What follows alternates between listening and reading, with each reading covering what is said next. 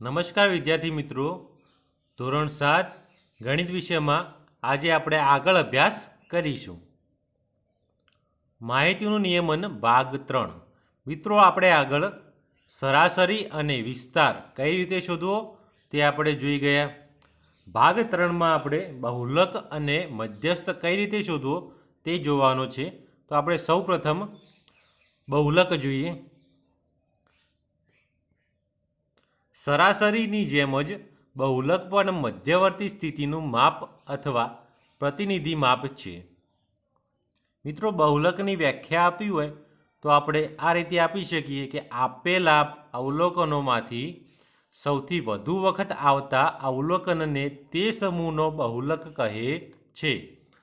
મિત્રો, આ વ્યાખ્યા ઉપરથી જ આપણે દાખલા પણ ગણી શકીએ. વ્યાખ્યા કહે છે કે આપેલા અવલોકનોના સમૂહમાંથી સૌથી વધુ વખત આવતા અવલોકનને સૌથી વધારે વખત આવતા, જે અવલોકન સૌથી વધારે વખત રિપીટ થતું હોય તે અવલોકનને સમૂહનો બહુલક કહે છે. આપણે એક ઉદાહરણ દ્વારા સમજીએ કે નીચે આપેલી સંખ્યાઓનો બહુલક શોધો. આપણને સંખ્યાઓ આપેલી છે કે 1 1 2 4 3 2 1 2 2 અને 4. મિત્રો, આ સંખ્યાઓને આપણે ચડતા ક્રમમાં ગોઠવીએ. ચડતા ક્રમમાં ગોઠવતા પહેલાં મિત્રો તમારે એક યાદ રાખવું કે જે સંખ્યા સૌથી નાની હોય તે સૌ પ્રથમ લેવાની અને જે સંખ્યા સૌથી મોટી હોય તે સૌના છેલ્લે આવશે. આપણને આપેલી વિગત છે તેમાંથી જે સૌથી નાની સંખ્યા છે તે લઈએ ત્યારે તેના ઉપર એક ઊભી લાઈન કરવાની, જેથી તે સંખ્યા બે વાર આવે નહીં. તો સૌથી નાની સંખ્યા 1 છે, તેના ઉપર આડી લાઈન કરી, તેનાથી આગળ 1, તેના ઉપર આડી લાઈન કરીએ, તેના પછી 1, તેના ઉપર આડી લાઈન કરીએ. આ રીતે મિત્રો ચડતા ક્રમમાં ગોઠવવાના.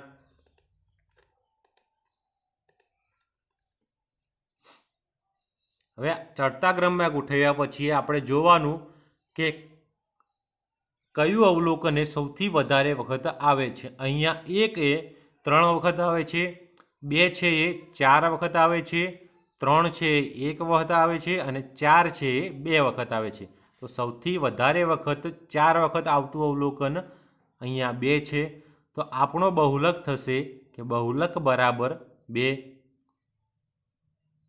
હવે મિત્રો, વિસ્તૃત માહિતી આપેલી હોય અને તેનો બહુલક શોધવો હોય તો આપણે કઈ રીતે શોધીશું? વિસ્તૃત માહિતીનો બહુલક શોધવા માટે આવૃત્તિ વિતરણ કોષ્ટક બનાવવું. મિત્રો, આવૃત્તિ વિતરણ કોષ્ટક બનાવવાનું અને તે આવૃત્તિ વિતરણ કોષ્ટકમાં જે સૌથી વખત અવલોકન આવતું હોય તે અવલોકન એ માહિતીનો બહુલક હશે તેમ આપણે કહેવાય.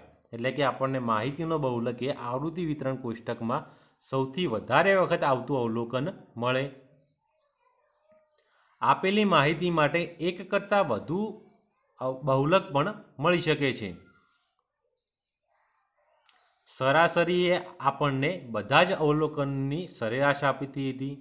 આપણે આગળ જોયું હતું કે સરાસરી બરાબર બધા જ અવલોકનોનો સરવાળો ભાગ્યા અવલોકનોની સંખ્યા, એટલે કે બધા અવલોકન આપેલા હતા તેની સરેરાશ આપતી હતી. જ્યારે બહુલક એ માહિતીમાં જે સૌથી વધારે વખત અવલોકન આવે છે તે અવલોકન આપણને આપે છે. હવે મિત્રો, વિસ્તૃત માહિતી માટે એક ઉદાહરણ જોઈએ કે નીચે ફૂટબોલની એક લીગમાં 2 ટીમના ગોલના તફાવતની માહિતી દર્શાવવામાં આવેલી છે. અહીંયા મિત્રો, ફૂટબોલમાં જે ટીમ હતી તેના ગોલ દર્શાવવામાં આવેલા છે. આપેલ માહિતીનો બહુલક શોધો આપણને કહ્યું છે. અહીંયા મિત્રો વિસ્તૃત માહિતી આપેલી છે અને તેનો બહુલક શોધવો છે. તો તેના માટે આવૃત્તિ વિતરણ કોષ્ટકની રચના કરવી પડે. આવૃત્તિ વિતરણ કોષ્ટક એટલે કે કોષ્ટક બનાવવા પહેલાં સૌપ્રથમ ગોલ આપેલા હોય તે અહીંયા ગોલ આપેલા છે તો ગોલનો તફાવત લખવાનો. ગોલનો તફાવત 1 આપેલો છે, તેનાથી મોટો 2 આપેલો છે, તેનાથી મોટો 3 છે, 4 છે, 5 છે અને સૌથી મોટો છે તે 6 છે. તો 1 થી 6 લખવાનું. તેની બાજુમાં આવૃત્તિ ચિહ્ન અને મેચની સંખ્યા એટલે આવૃત્તિ ચિહ્ન જેટલી વખત આવશે તેટલી વખત મેચની સંખ્યા કહેવાય. આવૃત્તિ ચિહ્ન મિત્રો કઈ રીતે લખવું આપણે? આવૃત્તિ ચિહ્ન કઈ રીતે લેવું? અહીંયા જે આપણને ગોલની સંખ્યા આપેલી છે એટલે કે માહિતી આપેલી છે તેમાં સૌ પ્રથમ લેવાનું 1, તો 1ના આગળના ખાનામાં આવૃત્તિ ચિહ્નમાં એક ઊભી લાઈન કરવાની. બીજું છે 3, તો 3ના આગળના ખાનામાં એક ઊભી લાઈન કરવાની. પછી છે 2, તો 2ના આગળના ખાનામાં એક ઊભી લાઈન કરવાની. આ જ રીતે મિત્રો આપેલા અવલોકનો ચેકવાના અને જે અવલોકન હોય તેની બાજુમાં આવૃત્તિ ચિહ્ન ઊભી લાઈન તરીકે દર્શાવવાનું.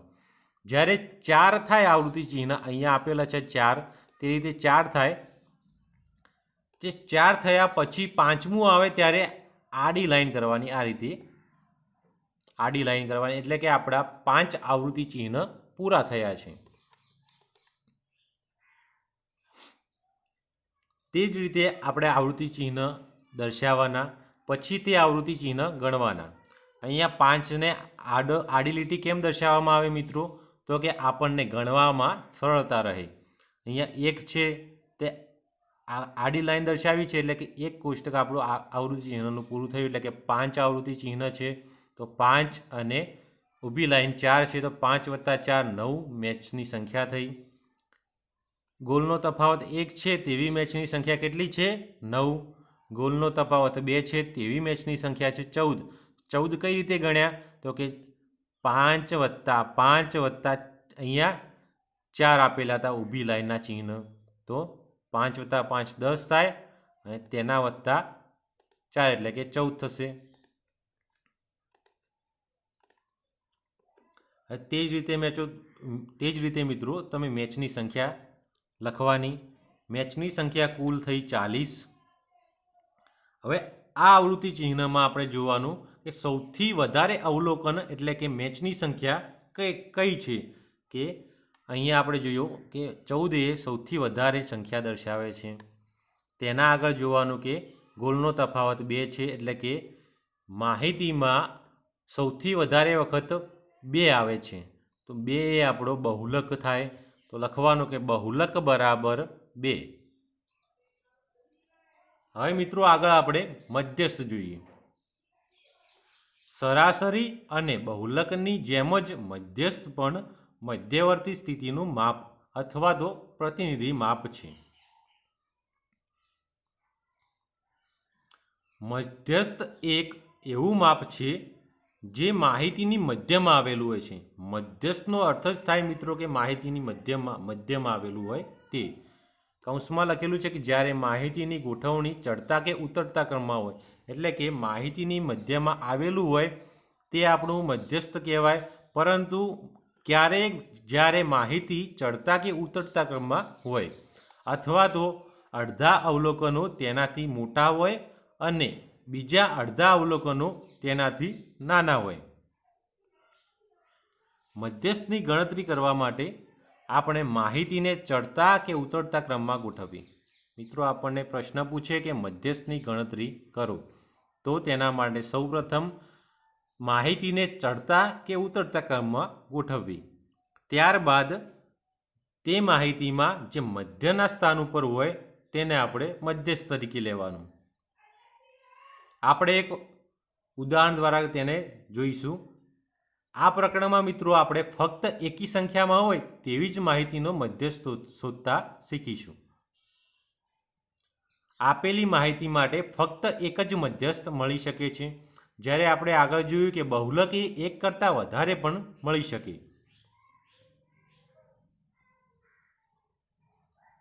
મિત્રો આપણે મધ્યસ્થ શોધવા માટે એક ઉદાહરણ લઈએ કે આપેલી માહિતીનો મધ્યસ્થ શોધો. આપણને માહિતી આપેલી છે 24, 36, 46, 17, 18, 25 અને 35. સૌ પ્રથમ આ માહિતીને આપણે ચડતા ક્રમમાં ગોઠવીએ. આ ચડતા ક્રમમાં ગોઠવતા આપણને સૌથી મધ્યમાં મળતી હોય તેવી સંખ્યા કઈ છે? એટલે કે અવલોકન કયું છે કે 25. 25થી નાની 3 સંખ્યા છે અને 25થી મોટી 3 સંખ્યા છે. એટલે આપણો મધ્યસ્થ થાય 25, તો લખવાનું મધ્યસ્થ બરાબર 25. હવે મિત્રો આપણે દાખલા ગણીએ કે એક ક્રિકેટ મેચમાં 11 ખેલાડીઓએ બનાવેલ રન નીચે પ્રમાણે આપેલા છે. અહીંયા રન આપેલા છે કે 11 ખેલાડીઓ એક મેચમાં રન બનાવ્યા છે. આ માહિતીના મધ્યક, બહુલક અને મધ્યસ્થ શોધો. અને આ શોધ્યા બાદ આ ત્રણેય સમાન છે, સમાન હોય તો હા લખવાનું અને સમાન ન હોય તો ના લખવાનું. આપણે સૌપ્રથમ મિત્રો મધ્યક શોધીએ. તેના પહેલાં આપણે માહિતીને ચડતા ક્રમમાં ગોઠવીએ. માહિતીને ચડતા ક્રમમાં ગોઠવતા આપણને મળશે 6, 8, 10, 10, 15, 15, 15, 50, 80, 100 અને 120. મિત્રો મધ્યક શોધવાનો છે. તો તમને એમ થાય કે આપણે આ પ્રકરણમાં તો મધ્યક કઈ રીતે શોધવો તે આપણે શીખ્યા જ નથી. મિત્રો મધ્યક એ જ સરાસરી. મધ્યક બરાબર સરાસરી. તો મધ્યક બરાબર આપણે સરાસરીનું સૂત્ર લખવાનું કે બધા જ અવલોકનોનો સરવાળો ભાગ્યા અવલોકનોની સંખ્યા. અહીંયા રન આપેલા છે એટલે બધા જ રનનો સરવાળો એટલે કે કુલ રન ભાગ્યા અવલોકનો ખેલાડીના રૂપમાં આપેલા છે કે 11 ખેલાડીઓ છે તો ખેલાડીઓની સંખ્યા.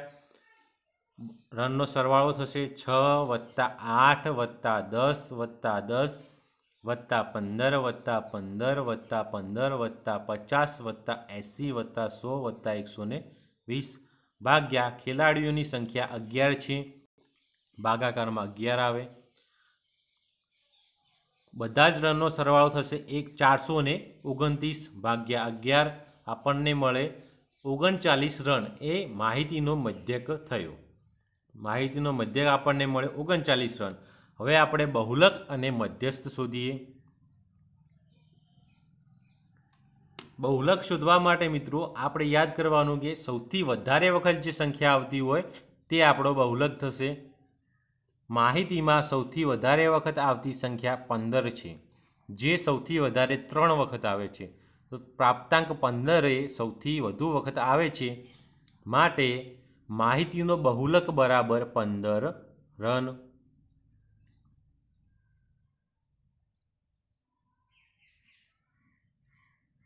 હવે મિત્રો આ જ આપણે જે અવલોકન આપેલા છે તેમાં સૌથી વચ્ચે આવતી હોય તેવી સંખ્યા કઈ થશે?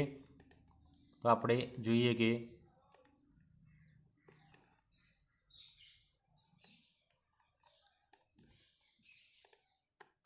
સૌથી મધ્યમાં 15 આવે છે. 15ની આગળ 5 સંખ્યા આપેલી છે જે 15થી નાની છે અથવા 15 એ 15થી સમાન છે. અને પાછળની બાજુ પણ 5 સંખ્યા છે જે 15થી મોટી છે અથવા 15 છે. 15 એ અવલોકનોમાં સૌથી વચ્ચેનો પ્રાપ્તાંક કહેવાય, એટલે કે બરાબર વચ્ચે આવેલ પ્રાપ્તાંક 15 છે. તો આપણો માહિતીનો મધ્યસ્થ થાય 15. હવે આપણે છેલ્લે આપણને કહ્યું હતું કે આ ત્રણેય સમાન છે, એટલે કે મધ્યક, બહુલક અને મધ્યસ્થ એ ત્રણેય સમાન છે. તો આપણે કઈ રીતે કહેવાનું મિત્રો? આપણને મધ્યક મળ્યો તો 39 રન, અહીંયા બહુલક અને મધ્યસ્થ મળ્યા 15 રન. 39 અને 15 એ સમાન ન થાય. તો મિત્રો આપણે લખવાનું કે ના, અહીં માહિતીમાં મધ્યક, બહુલક અને મધ્યસ્થની કિંમતો સમાન નથી, પરંતુ અહીં માત્ર બહુલક અને મધ્યસ્થની કિંમતો જે 15 રન છે એટલે કે સમાન છે. હવે મિત્રો આપણે બીજો પ્રશ્ન જોઈએ. એક વર્ગના 15 વિદ્યાર્થીઓનું વજન કિલોગ્રામમાં નીચે મુજબ દર્શાવ્યું છે. અહીંયા 15 વિદ્યાર્થીઓનું વજન દર્શાવ્યું છે. આપણને પ્રથમ પ્રશ્ન કહ્યો છે કે આ માહિતીનો બહુલક અને મધ્યસ્થ શોધો. સૌ પ્રથમ માહિતીને આપણે ચડતા ક્રમમાં ગોઠવીએ. ચડતા ક્રમમાં ગોઠવતા આપણને પ્રાપ્તાંક મળશે 32, 35, 36, 37, 38, 38, 38, 40, 42, 43, 43, 43, 45, 47 અને 50. આપણને 15 વિદ્યાર્થીઓનું જે વજન હતું તેને ચડતા ક્રમમાં ગોઠવ્યું. સૌથી નાનું ઓછું વજન હતું એ સૌથી પ્રથમ આવ્યું અને સૌથી વધારે વજન હતું સૌથી છેલ્લે આવ્યું. હવે આપણે બહુલક જોઈએ મિત્રો કે સૌથી વધારે વખત આવતી સંખ્યા એટલે કે પ્રાપ્તાંક કેટલા છે? તો અહીં 38 એ 3 વખત આવે છે અને 43 એ 3 વખત આવે છે, એટલે કે માહિતીના પ્રાપ્તાંક 38 3 વખત અને પ્રાપ્તાંક 43 3 વખત આવે છે, માટે માહિતીનો બહુલક એ 38 કિલોગ્રામ અને 43 કિલોગ્રામ છે. હવે મિત્રો આપણે મધ્યસ્થ શોધીએ. તો માહિતીમાં વચ્ચે જે કિંમત આવતી હોય તેને મધ્યસ્થ કહેવાય. તો માહિતીમાં 40 એકદમ વચ્ચે આવે છે. 40ના આગળ 7 નાની સંખ્યા છે અને 40ની પાછળ 7 મોટી સંખ્યા છે. એટલે કે માહિતીમાં બરાબર વચ્ચે આવેલો પ્રાપ્તાંક 40 છે. આપણો મધ્યસ્થ થાય એટલે કે માહિતીનો મધ્યસ્થ બરાબર 40 કિલોગ્રામ. હવે મિત્રો આપણને પ્રશ્ન 2 છે કે શું એકથી વધુ બહુલક છે? તો આપણે બહુલક શોધ્યો મિત્રો. બહુલક આપણને કેટલા મળ્યો? 38 કિલોગ્રામ અને 43. 38 અને 43 એટલે કે એકથી વધારે 2 મળે આપણને બહુલક. તો લખવાનું કે હા, આ માહિતીમાં 2 બહુલક છે. હવે મિત્રો આપણે પ્રશ્ન નંબર 3 જોઈએ. નીચેના વિધાનો સાચા છે કે ખોટા છે તે કહો. પહેલું વિધાન જોઈએ કે બહુલક એ હંમેશા માહિતીમાંની સંખ્યા હોય છે. આપણે બહુલકની વ્યાખ્યા જોઈ હતી મિત્રો કે આપેલા અવલોકનોના સમૂહમાંથી સૌથી વધુ વખત આવતા અવલોકનને તે સમૂહનો બહુલક કહે છે. આપેલું જે અવલોકનો હોય, આપેલા આપણને અવલોકનો, તેમાં જે સૌથી વધારે વખત અવલોકન આવતું હોય તેને માહિતીનો બહુલક કહેવાય. એટલે કે માહિતી જે આપેલી હોય છે તેમાંથી જ આપણે બહુલક લઈએ છીએ. તો આપેલી વિધાને સાચું છે તો લખવાનું સાચું. બીજું વિધાન જોઈએ. સરાસરી એ માહિતીમાંની એક સંખ્યા હોય છે. સરાસરીનું સૂત્ર યાદ કરો કે બધા જ અવલોકનો સરવાળો ભાગ્યા અવલોકનોની સંખ્યા. એટલે કે સરાસરી એ માહિતીની સરેરાશ આપે છે. એટલે કે માહિતીમાંની કોઈ કિંમત આવતી નથી, પરંતુ અહીંયા વિધાન લખેલું છે કે સરાસરી માહિતીમાંની એક સંખ્યા હોય છે. તો આ વિધાને ખોટું થશે, લખવાનું ખોટું. હવે જોઈએ વિધાન 3. મધ્યસ્થ એ હંમેશા માહિતીમાંની એક સંખ્યા હોય છે. મધ્યસ્થની વ્યાખ્યા જોવાની કે માહિતીની મધ્યમાં જે આવેલી હોય તેને આપણે મધ્યસ્થ કહેતા. મધ્યસ્થને શોધવા માટે ચડતા કે ઉતરતા ક્રમમાં માહિતીને ગોઠવતા અને માહિતીને ચડતા કે ઉતરતા ક્રમમાં ગોઠવ્યા બાદ માહિતીની મધ્યમાં આવેલ અવલોકનને આપણે મધ્યસ્થ તરીકે લેતા. એટલે કે માહિતીમાંથી જ એક આપણે સંખ્યા લેતા જે મધ્યસ્થ હતી. એટલે હા, આપણું વિધાન સાચું છે તો લખવાનું સાચું. વિધાન જોઈએ 4. માહિતીની સરાસરી 9 છે. આપણને જે માહિતી આપેલી છે 6, 4, 3, 8, 9, 12, 13 અને 9 ની સરાસરી 9 છે. તો મિત્રો આપણે આ વિધાન સાચું છે કે ખોટું છે તે આપણે કઈ રીતે ખબર પડે? તો આપણે માહિતીની સરાસરી શોધવાની. સરાસરીનું સૂત્ર હતું કે બધા જ અવલોકનોનો સરવાળો અને ભાગ્યા અવલોકનોની સંખ્યા. તો આપણે બધા અવલોકનોનો સરવાળો કરીએ. 6 + 4 + 3 + 8 + 9 + 12 + 13 + 9 ભાગ્યા અવલોકનોની સંખ્યા. આપણને કુલ 8 અવલોકનો આપેલા છે તો ભાગાકારમાં 8 આવશે. સરવાળો થશે 64 ભાગ્યા 8 બરાબર આપણને સરાસરી મળી 8. એટલે કે અહીં વિધાન એ ખોટું છે. કેમ કે અહીં સરાસરી આપણને 8 મળે છે અને વિધાનમાં કહ્યું છે કે આ માહિતીની સરાસરી 9 છે. તો એ વિધાન ખોટું થયું. તો લખવાનું કે વિધાન ખોટું છે. હવે મિત્રો હું તમને 2 દાખલા સ્વાધ્યાયમાં આપું છું જે તમારે ઘરેથી તમારી નોટબુકમાં ગણવાના રહેશે. જો તમને કોઈ પણ દાખલામાં ખબર ન પડી હોય તો તે દાખલાનો ફોટો પાડી અને વોટ્સઅપ ગ્રુપમાં મોકલવો. Thank you.